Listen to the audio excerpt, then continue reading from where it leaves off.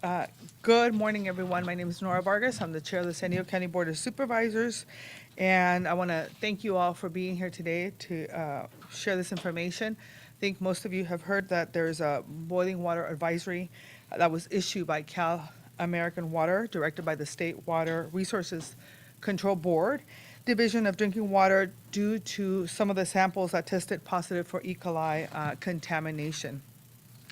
The County of San Diego wants to make sure that our communities are aware of an urgent response happening, and it's specific and important to mention that it's in the service areas of Cal America, in the areas of Imperial Beach, Silver Strand and Coronado, the Nestor community, and portions of Chula Vista. The county has been working closely with the state, the water agency, and other local agencies in response to the situation. Want to make sure I emphasize that our county emergency operations has been activated and is setting up coordination events for all the city, with all the city emergency managers as well. Our county OES team will also be having an opportunity to share a survey with impacted businesses to be able to document the impact and follow through with any support that they may need in the response. CalAm is conducting an investigation of the system to determine the cause of the contamination. Once the source is identified and repaired, the system will need to be flushed, and then the 2 rounds of cleaning samples are needed before we can actually lift the advisory. The system is single pressure zone and has 17,219 services connections, and approximately about 106,000 people or population have been impacted. Again, the cause of the source of the E. coli contamination is unknown at this time, and that's important to emphasize. It is critical for us to receive accurate and timely information from Cal America and the state water board so that we can share it with our communities. We are asking the state to work with CalAm and provide up-to-date information that's impacting our region. We're asking that they communicate with our community members, businesses, schools, healthcare facilities, as much and more that have been impacted by this situation, and we need more communication and action by the state and CalAm. We need to be able to make informed decisions with public health implications. It's important to also note that if you need to pick up water, if you live in these areas, currently CalAm has a pickup location in Imperial Beach on Palm Avenue, and they are working on other opportunities to have distribution locations as well. There is a list of schools that have been provided that folks are available. We have been working with local superintendents and school districts to ensure that they have all the most accurate information. And in the meantime, we want to latest on the boil water notice, everyone that's impacted there, and some. While the water advisory is in effect, they should use bottled water or boil tap water for drinking, brushing teeth, and to prepare and cook food. When boiling water, make sure you bring it to a full boil, at least for a minute, and then allow it for it to cool before use. I'm asking to make sure that all of our public and communities please follow the CDC guidelines for the water boil notice as well. It's important to mention as well that particularmente para las comunidades habla hispana, que quiero asegurarme que estén informados sobre lo que está sucediendo. La advertencia de hervir agua, es muy importante que la información que estamos ahora presentándoles a todos es específicamente para aquellos que viven en las comunidades en donde se les prohíbe el agua por medio de Cal America. Entonces es importante que vean su estado de cuenta de quién les prohíbe su agua, o preguntarle a si son inquilinos en diferentes apartamentos, que pregunten de dónde viene el agua, porque esa es la única entidad la que está impactada. El condado está trabajando con el estado para que las agencias y otras agencias de agua puedan responder a esta situación inmediatamente. Esta advertencia está en las páginas de web, en todas las redes sociales del condado, y el problema, pues no sabemos exactamente de dónde viene. Le hemos pedido al personal del condado de San Diego que haga todo lo posible para pedir más fondos estatales para poder asegurarnos de este tema. Estamos en contacto con los distritos escolares, con las diferentes regidores y las ciudades que están representando estas comunidades, en particularmente, como comentaba, las áreas de servicio de Cal America, que vienen siendo donde está la ciudad de Imperial Beach, el área de Silver Strand que está yendo hacia Coronado, la comunidad de Nestor y diferentes áreas de la comunidad de Chula Vista. Así que, por favor, les pedimos a todas las personas que para lavarse los dientes, para cualquier cosa de tomar agua, por favor, es importante hervir el agua por lo menos 1 minuto y después, ya una vez que esté fría el agua, se la pueden tomar. Más información vamos a dirigirla con ustedes. Entre más informaciones tengamos, más vamos a dirigirla con todos ustedes. Pero es importante que todas las personas sigan estas recomendaciones porque más que nada queremos que su salud esté intacta. With that, I'm going to ask our Director of Environmental Health and Quality, Amy Harbert, to please join us to provide additional information. Amy? Boil water situations are incidents that we prepare for, and we have systems in place, and we're ready to respond. The Department of Environmental Health and Quality has reached out to approximately 300 impacted food facilities in the area. If you're a restaurant or a food facility in the impacted area and you've not already discontinued operations, please do so. It's unsafe to prepare food, wash dishes and hands if E. coli is contaminated in the water. The county's Department of Environmental Health and Quality has duty specialists that are available to assist restaurants and provide guidance on how you can modify your operations. Restaurants should contact duty specialists at 858-505-6900 so that we can help provide you with some guidance. Now, some guidance for the general public at large in these impacted communities. Please use bottled water or boil water for drinking and preparing and cooking your food. If bottled water is not available, bring water to a full rolling boil for 1 full minute. Do not use water from any of your appliances that are connected to your water lines, such as ice and water from your refrigerators. Brush your teeth with the boiled or bottled water. Do not use tap water that you have not first boiled. In many cases, you can use tap water and soap to wash your hands during the boil water advisory. Just be sure to scrub your hands and wash with soap and water for at least 20 seconds, then rinse them well under the running water. Be careful not to swallow any water when bathing or showering. And for those with families with young children and babies, use caution when you're giving them a bath. You may want to give them a sponge bath to reduce the chance of them swallowing any water. Thank you, and we'll have information available on this guidance, which is also on the CDC website on the County News Center. Hi, my name is Holly Porter. I'm the Deputy Chief Administrative Officer for the county's Public Safety Group. As the chairwoman mentioned, our operational area emergency operations center has been activated in response to this event. What we've been told by the water agency at this point is that 17,000 homes and businesses are impacted by the boil water order. We have also been told that they have contacted the customers for whom they have contact information. At this point, we will be working with the 4 impacted cities in order to get an alert and warning message out so that if the water agency did not have contact information for some customers, that they do get the message of this boil water order that is in effect until further notice from the state of California. Our Emergency Operations Center will also be coordinating communication with the impacted cities. We'll get information out to you, as the chairwoman indicated, about an upcoming survey. We realize that there are not only health impacts associated with this event, but also economic impacts.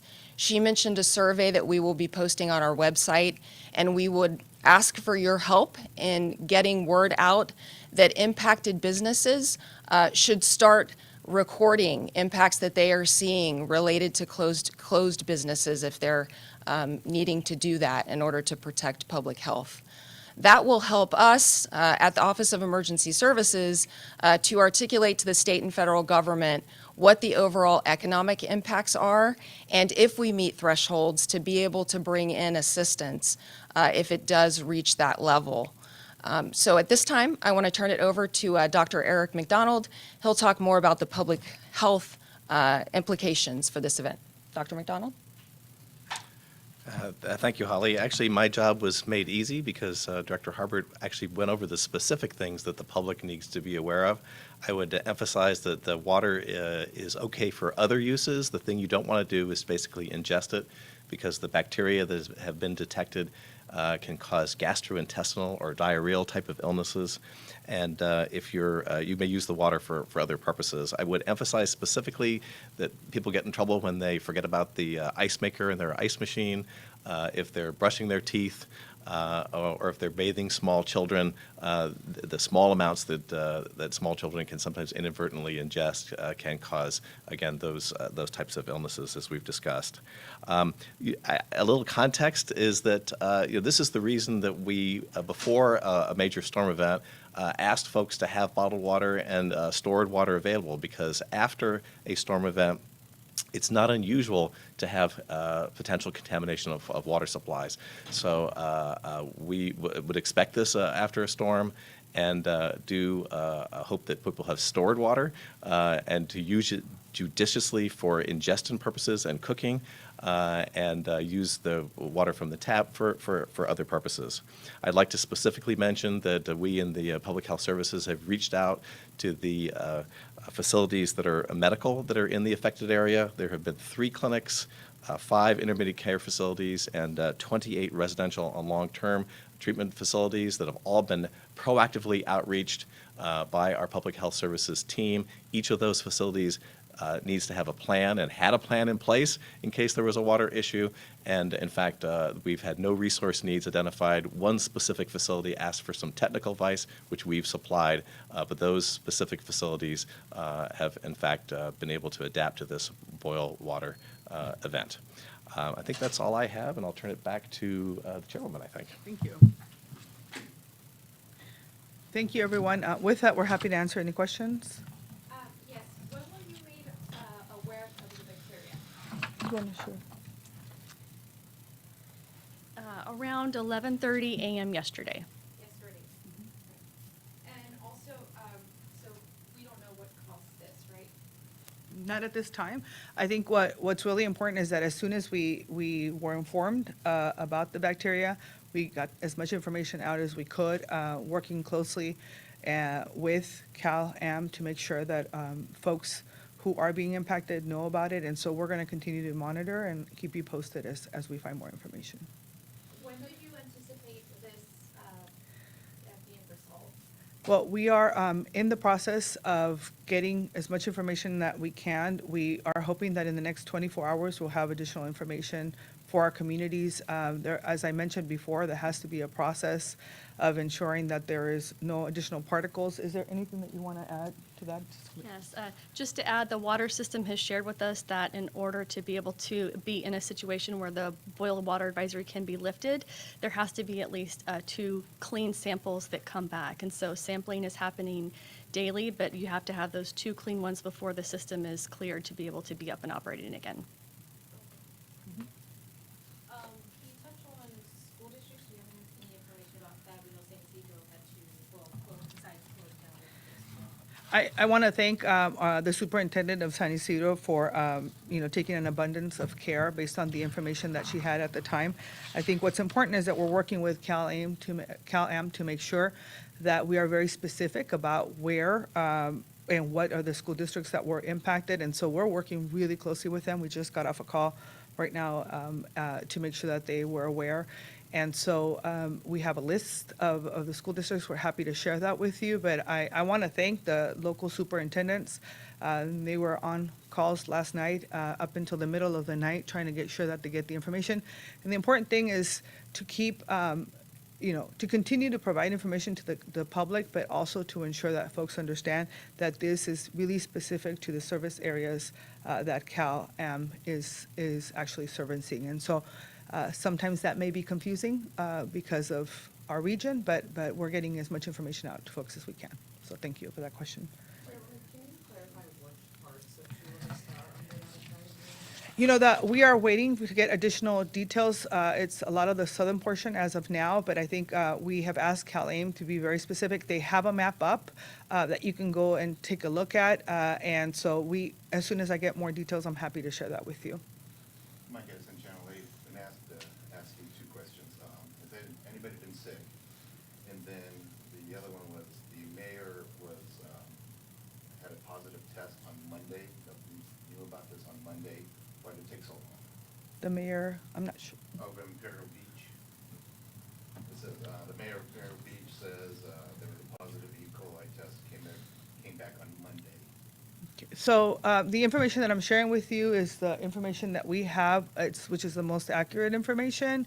And so I think it's important to emphasize that right now, we're going to get to the bottom of this and find out where that was. But I can assure you that our county team has been working really closely with Cal America to make sure that this information gets out to the public. I think sometimes there's a lot of folks providing information, but I think what's really critical and important is to note that our scientists are making sure that we gather this information, that we're working closely with the state, and we're getting this information out to the public. One last question? Oh, yes, sir. If I can answer the question about illnesses related to this event, we have no known illnesses that are related to this event, no outbreaks that have been specifically tied. We do a daily syndromic surveillance of how people present to emergency departments, for example, and we've seen no change in the numbers coming in for gastrointestinal illness. We would expect to have a little bit of a delay between exposure to contaminated water and development of symptoms, and then perhaps some time for people to go and present for medical care. So we wouldn't expect to see something, but that may show up in the next day or so, and we will watch that very, very carefully. Yes, really quick, how long do you expect people, if they were to get sick, the symptoms to seek testing? Well, the specific type of bacteria that have been detected here generally have incubation periods or times between exposure and development of symptoms. I would say on the average of 48 hours. It can sometimes be as short as 12 or as long as 96, but I would say about 48 hours. If you're past 4 days, you're pretty good, I would say. So you mentioned that for restaurants, it's not safe to be open because of the dishes being washed and their employees, their hands being washed with this water. But how are residents going to shower in this water? You know, it's their whole body that they're showering, but it's not safe to only wash their hands or wash dishes. That's right. For washing dishes or anything that you will ingest, boiled water or bottled water should be used for that.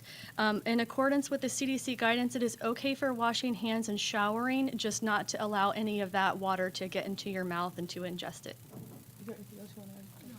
Again, Thank you. Yeah, if I did want to emphasize is that, it's not that you don't have to use water for any reasons. You can use them for all reasons except for when you're going to ingest it, because that's where the danger is coming from.